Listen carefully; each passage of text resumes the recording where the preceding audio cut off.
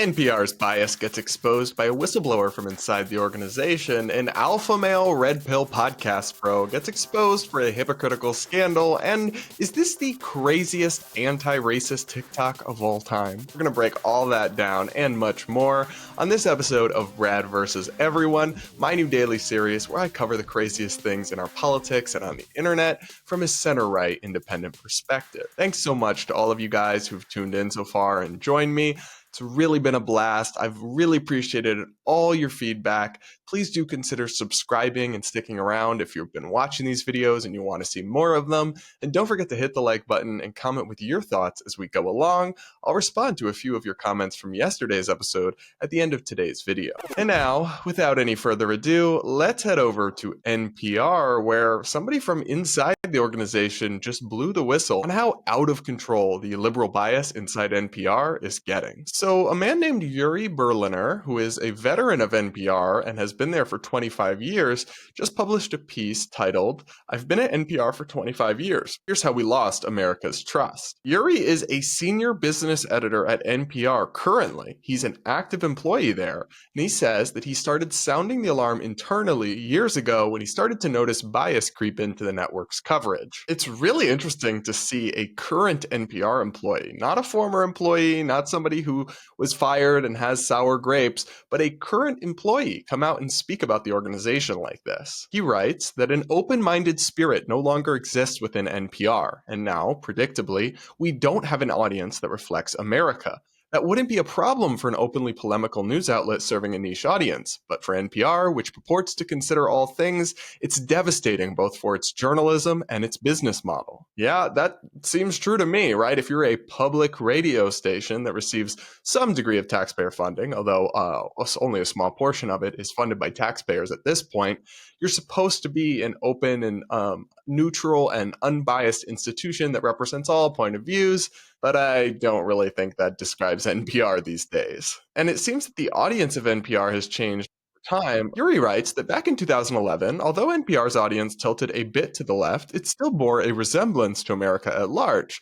26% of listeners described themselves as conservative, 23% as middle of the road, and 37% as liberal. By 2023, the picture was completely different. Only 11% described themselves as very or somewhat conservative, 21% as middle of the road, and 67% of listeners said they were very or somewhat liberal. We weren't just losing conservatives, we were also losing moderates and traditional liberals. For any media organization, when your audience is changing that wildly and you're losing so many people from one demographic and gaining one from another, that probably means you're doing something differently, that change is happening. And if you're supposed to be nonpartisan, but the swing you're seeing is hugely partisan in your audience, you might not be doing what you think you're doing there, babe. It's a really interesting insight into the partisan bias inside NPR. He writes that in recent years, he's been concerned by the lack of viewpoint diversity, so I looked at voter registration for our newsroom. In DC, where NPR is headquartered and many of us live, I found 87 registered Democrats working in editorial positions and 0 Republicans. That's right. 0 Republicans. Now, this wasn't NPR's entire staff, but it was a somewhat representative sample of the people in editorial decision-making positions in DC forming their politics coverage. And look, anytime you have a group of people that's all so one-minded on something like that, it's going to produce biased results. That's true at any media institution. If you had a media institution where every single person was a Republican or a Christian or whatever, that would similarly create blind spots and bias. Yuri points out how this groupthink caused NPR to botch a number of stories, like pushing for years the false conspiracy about how Donald Trump was a Russian puppet and Russian collusion rigged the 2016 election, and all these things that turned out to not be true. He also cites the example of the COVID lab leak as a theory now considered plausible and likely by many established sources as something NPR dismissed and called debunked and called a conspiracy and all these other things, and their coverage on that too has aged incredibly poorly and was likely a product of the fact that everybody in the decision-making positions at NPR thought a certain way. Once again, that is not how a journalistic institution is supposed to function. Yuri concludes that it is one thing to swing and miss on a major story. Unfortunately, it happens. You follow the wrong leads, you get misled by sources you trusted, you're emotionally invested in a narrative, and bits of circumstantial evidence never add up. It's bad to blow a big story. What's worse is to pretend it never happened, to move on with no mea culpas, no self-reflection, especially when you expect high standards of transparency from public figures and institutions, but don't practice those standards yourself. That's what shatters trust and engenders cynicism about the media. I think he's onto something here. I think not just NPR, right, but many mainstream media outlets have lost a lot of credibility with the public in recent years. And one of the reasons for this is a lack of transparency. One, these places many times still claim to be neutral and unbiased, but we all know they have a liberal bias. And so if they were just honest about it, people could trust them more. And the other thing is, it's really important for journalists who, of course, make mistakes. Doesn't make them terrible, doesn't make them evil. They're like anyone else. They're not perfect.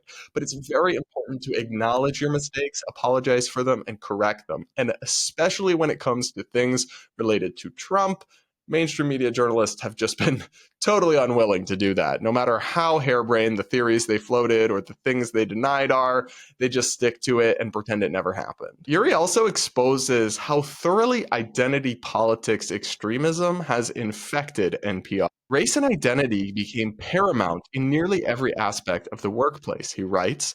Journalists were required to ask everyone we interviewed their race, gender, and ethnicity, among other questions, and had to enter it in a centralized tracking system. Think about that for a second. That is insane. NPR created a racial and demographic database to track the data and make sure they weren't interviewing or talking to too many white people, presumably. And that they had enough representation in their sources or whatever. Am I crazy for thinking you could just talk to the most qualified or informative people and not track or consider their race or their demographics? But no, apparently at NPR, it's really important to make sure that the astronomer you're talking to is a transgender woman of color or something. He goes on to report that we were given unconscious bias training sessions, and a growing DEI staff offered regular meetings imploring us to start talking about race. Monthly dialogues were offered for women of color and men of color.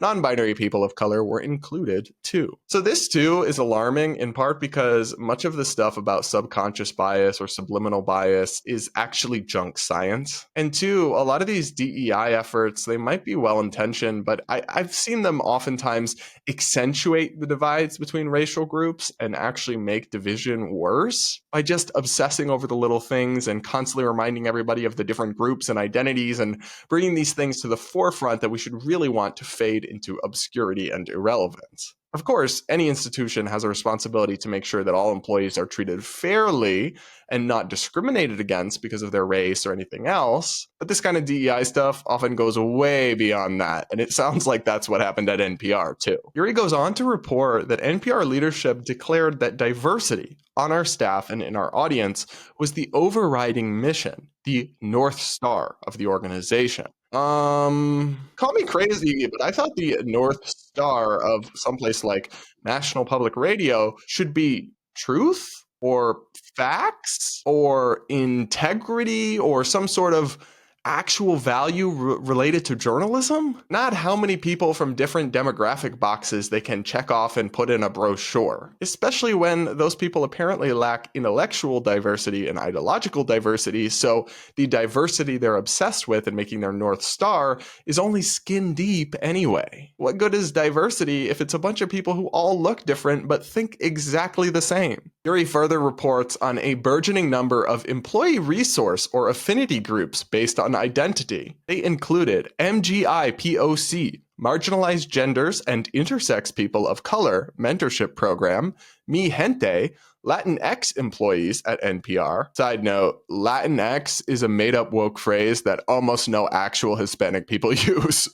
So it's especially hilarious that their diversity efforts would include that. The list goes on to include NPR Noir, Black employees at NPR, Southwest Asians and North Africans at NPR, UMA for Muslim identifying employees, women, gender expansive, and transgender people in technology throughout public media, Kevra, sorry if I mispronounced that, for Jewish Heritage and Culture at NPR, and NPR Pride, LGBTQIA employees at NPR.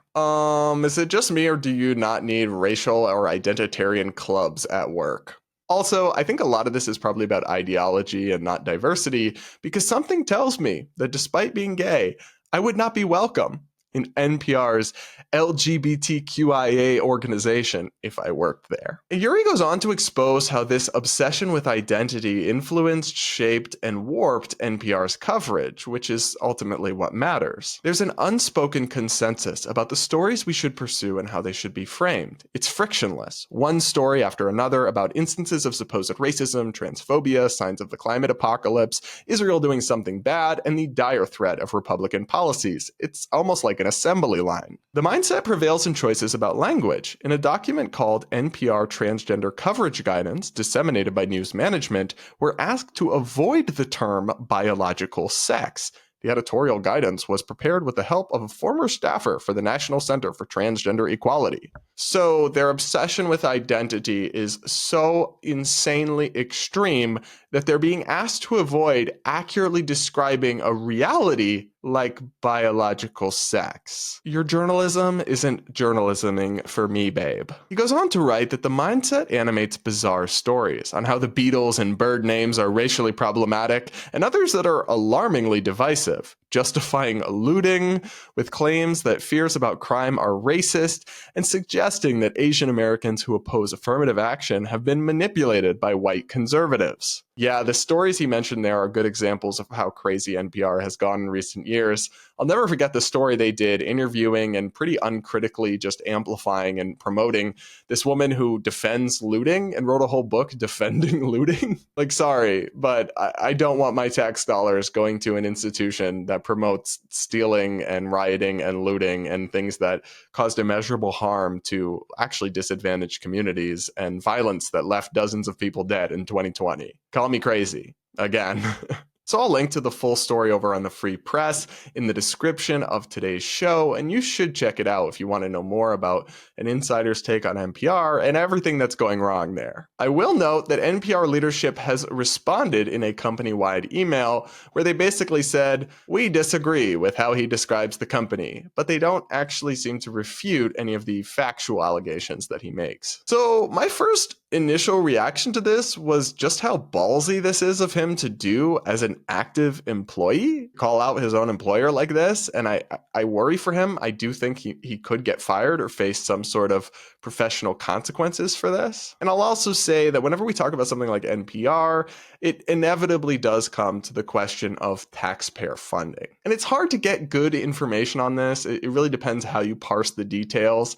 A lot of the tax dollars they do get are kind of indirect, like it goes to someone else and then to NPR, but they don't receive a ton of tax funding at this point. That said, I think it's pretty obvious that something so divisive, so unrepresentative, so polarizing shouldn't receive any taxpayer dollars at all. I think there are plenty of rich liberal donors who would fund this thing on its own, and they don't need to be milking off the taxpayer teat. More importantly, if all mainstream media, not just NPR, if they want to regain the trust of the American people, they have to actually ensure diversity of thought in their newsrooms and meaningful, nuanced coverage that doesn't just parrot one side of every debate. But what do you guys think? Do you still listen to NPR at all, or has it ran you off with its bias and its extremism too? And do you want whatever taxpayer funding they still do receive slashed, or do you think it's important to fund places like NPR still? Let me know in the comments below. I'm curious for all of your thoughts, even if you disagree with me, so I will take a second to read all of those. Now, let's move on to our next topic, because one of the most prominent voices from the manosphere, Fresh from the Fresh and Fit podcast, is coming under fire for a hypocrisy scandal in which he appears to have betrayed many of the values he's built a platform on espousing. So Walter Weeks is known as Fresh Prince CEO, or Fresh, and he's one of the two co-hosts of the Fresh and Fit podcast, which is one of these alpha male red pill podcasts that essentially exists to give men advice, but in my opinion at least, often strays into misogyny or anti-women attitudes and messaging. A lot of their audience is very right-wing and very conservative, and they appeal to this kind of new online right-wing energy we're seeing bubbling up. But now it's being reported by EV Magazine that Fresh, one of the hosts, was exposed for pressuring his girlfriend to get an abortion despite always preaching about the importance of fathers in society. The reporting says, a leaked call between alpha male Fresh and his alleged girlfriend has circulated on X, formerly Twitter. The conversation and screenshots of the messages were uploaded to Instagram by Fresh's alleged girlfriend, Daisy. The woman can be heard saying that she'd gotten pregnant by him, wants the baby because I, quote, don't want to kill the baby. I don't want to kill nobody. To which Fresh responds, you're not. They just give you a pill and it's over. You can actually listen to it for yourself. All right. I want the baby because I don't want to kill the baby. I don't want to kill nobody. I don't want to. You're not. They just give you a pill and it's over. No. I'm pregnant. No, but that's what I'm saying. The pill, they just give it to you from a doctor and then you're good. I am pregnant. I can't pretending like nothing happened. I can't. In my religion, we don't kill. You're not killing. Okay. I want to keep the baby. Okay. Well, like I said, I just don't want any kids. You know? Okay, so what you gonna do? And what you gonna do to me? Nothing. Well, why did I do anything to you? Nothing? Why did I do anything to you? No, I know. So like, how are you gonna deal with this? By saying I don't want a baby?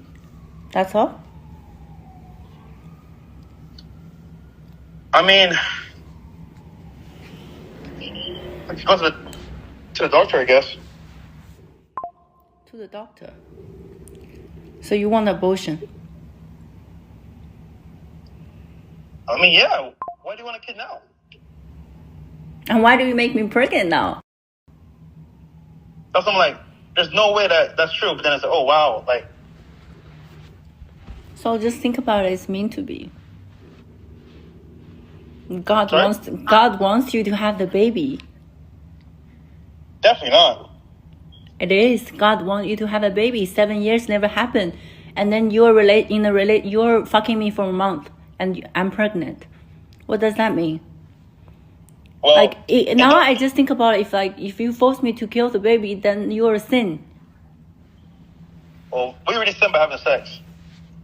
But it's too late now, you know? In other screenshots, Fresh reportedly tells Daisy that bringing a kid into this world without both parents' love is cruel, yet he often speaks about how fatherhood is important for a child's development, EV Magazine reports. So the controversy here stems from the fact that Fresh and Fit espouse alpha male attitudes. They talk about the importance of fatherhood. Frankly, they shit all over single moms and mock them for their bad choices. And basically their entire podcast, which reaches millions of people, is dedicated to what they call holding modern women accountable. But apparently, one of these alpha male gurus, when he is held accountable for his actions of having unprotected sex with someone outside of marriage and that person gets pregnant, isn't so keen on accountability anymore, or personal responsibility, or the importance of fatherhood. No. In something very similar to the criticisms he lobs at these modern women and these OnlyFans stars,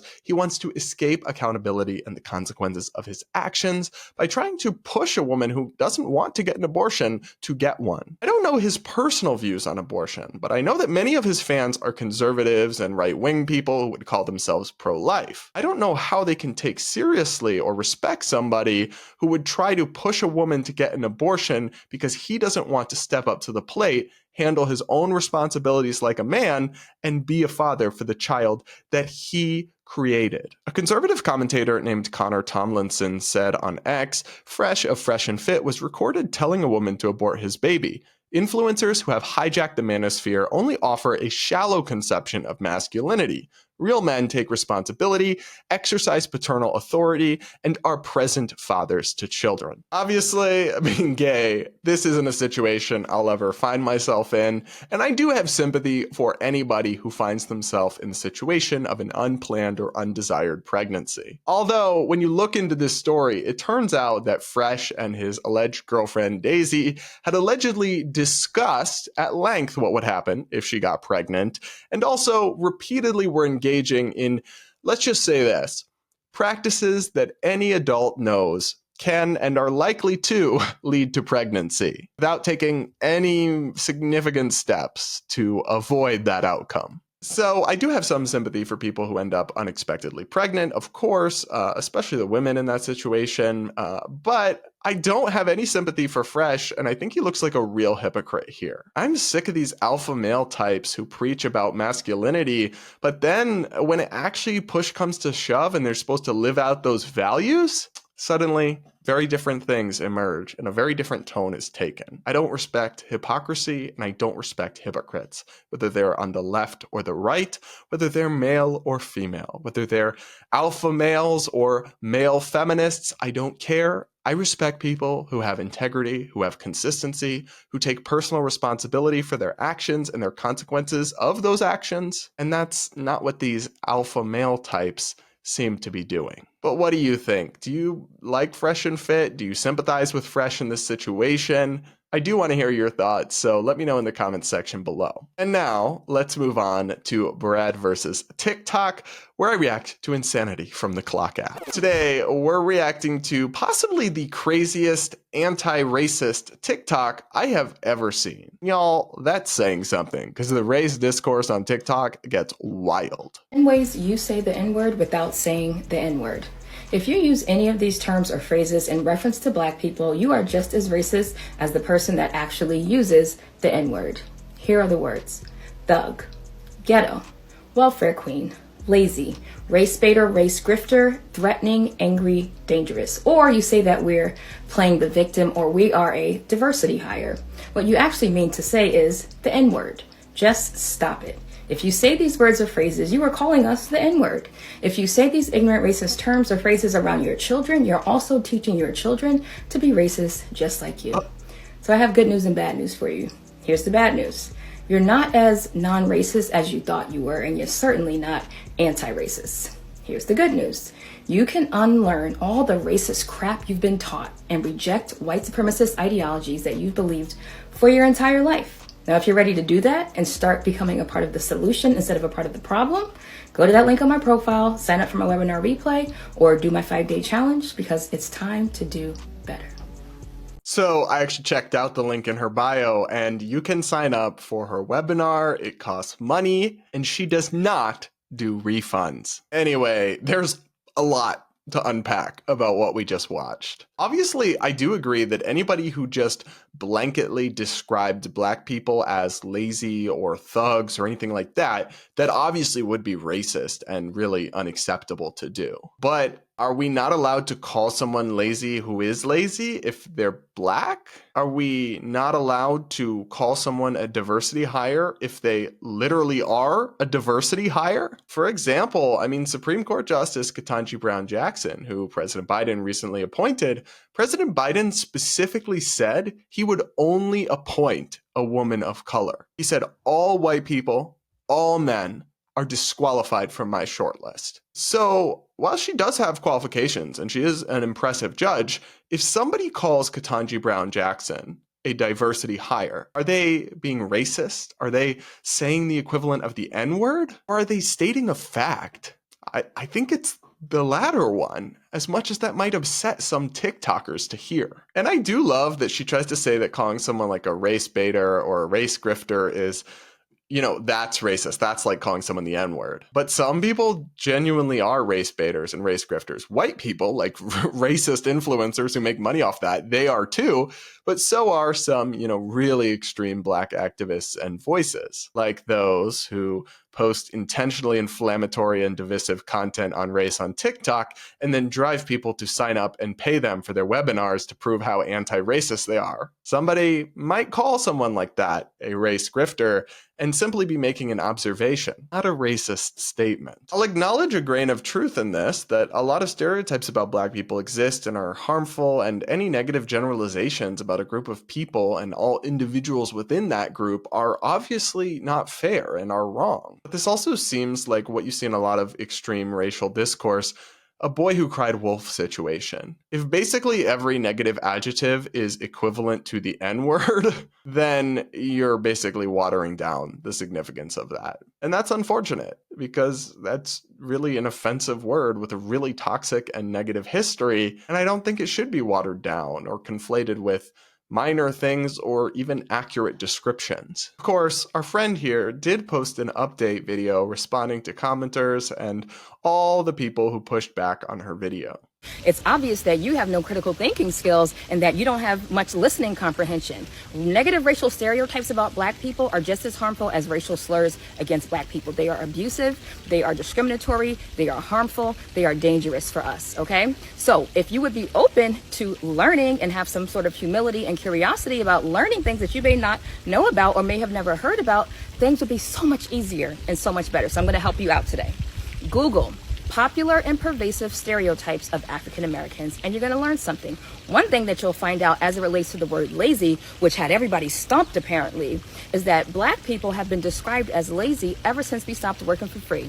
Ain't that something? The people who built this country from the ground up, not getting paid for their labor while being harassed, being lynched, being killed, being abused, being separated from their families, getting absolutely nothing while white people built their wealth on that labor. We're the lazy ones. Interesting. We have yet to be paid equal wages. There's still a racial wealth gap. But we're the lazy ones. We're still working. I mean, I totally agree with her that, like, it's so wrong and really evil to view all black people as lazy, and anybody who does that really needs to reevaluate and check themselves. But now she's kind of implying that all white people are lazy, which is also offensive and not true, and not something you'd think an anti-racist educator would say or think. Actually, let me correct that. It's kind of exactly what you'd expect an anti-racist activist to think. Our patents have been stolen. Our inventions have been stolen. Our ideas are stolen every day. We get no credit for the work that we do. We're the lazy ones, though. Let me stop right there. The point and the moral of the story is get some humility, get some curiosity, and invest in anti-racism education, because you don't know what you don't know. So coming into our comments, coming in with this arrogant, racist, prideful, full of yourself attitude because you think because someone's saying something that you've never heard before, it can't be true. You need to go check yourself and do it off of social media and out of my comments. And for all the people who said, I've seen your video shared all over social media, and there are lots of black people who disagree with you, or for the black people who were in my comments saying, I'm black and this don't make sense to me, get yourself some education too. You've been taught the same lies that the white people have been taught. So get it together. Get it together. It doesn't make any sense. You get no points, you get no benefits, you get no bonuses for being an agent of white supremacy and speaking out against your own people and being anti-black when you're black. Get it together. Now, for those who are open to learning and knowing better and doing better, I have some resources for you at that link in my bio. So go get educated and do better.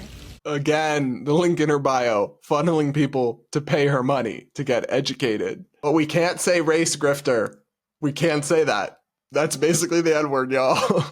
I find it hilarious but mortifying that she essentially says all the black people who piped up in her comments or elsewhere on social media and were like, nah, this ain't it, and disagreed with her, they're all just agents of white supremacy or something. I don't know, babe. It could be that black people are individuals, and like any individual can have different opinions without being self-loathing secret white supremacists. Kinda crazy to see a anti-racist educator dismissing the viewpoints of black people because of their skin color. But actually, again, when you think of modern anti-racism activism, it's not surprising because it's mostly corrupted by this ideological woke brain mind virus. But what do you feel about this TikTok? Do you feel like you got less racist watching this, or do you feel like you lost brain cells? Because I'm definitely in the latter category. Let me know what you think in the comments, and don't forget to like and consider subscribing and sticking around. All right, guys. Now, before we sign off for today's show, I want to read a couple of your comments from yesterday's episode and respond to them. One person says, I like this new form of content on your channel. It's great to cover a lot of information in a shorter amount of time than your podcasts usually are. It feels a little bit less personal, probably due to how fast-paced it is, but I think it will help to keep audiences up to date on current events. Plus, your loyal viewers will still be here for Damage Control too. Yeah, I will be doing Damage Control still, dropping on Sundays, so keep an eye out for that. And hopefully I can make it more personal and add some more personality and flair and entertainment value to it as we go along. It'll be a work in progress, but thank you all so much for joining it. Somebody said, in the kindest way, you look like a sexy lumberjack elf. Oh? Okay. I'll take the compliment. All right, everybody. That's it for today's episode of Brad versus Everyone. Thanks so much for joining me. Please do consider subscribing and sticking around. Comment with your thoughts on today's episode, and I'll consider reading those comments on tomorrow's show. And don't forget to hit that like button. And with that, I'll see you all next time.